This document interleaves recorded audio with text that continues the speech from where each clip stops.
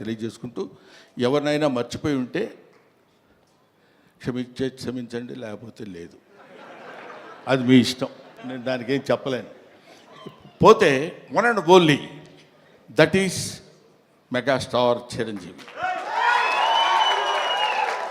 Megastar Chiranjeevi గారి గురించి of course ఆయన గురించి మాట్లాడటానికి నా ఒక్కడికే క్వాలిఫైడ్ మ్యాన్ అనుకుంటున్నాను. ఆయన 40 సంవత్సరాల సుదీర్ఘమైన ప్రయాణం ఆయనతో, నా 4 decades. ఆయన ఖైదీ సినిమా చూడటం కోసం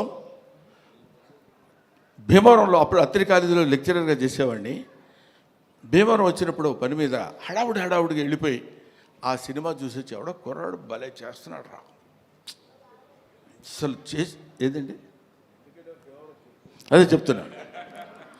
భీమవరం నేను అత్తిలి అంటే ఒక it's neither village Nar A town కావాలనుకుంటే, కొంచెం సిటీ లాంటి ప్లేస్ కావాలనుకుంటే భీమవరం వెళ్ళేవాళ్ళం. అప్పుడు నా మిస్సెస్ ప్రెగ్నెంట్గా ఉంది. ఏడ్రా ఎక్కడ నేను గబుక్కుని ఎవరినో చూపించినట్టు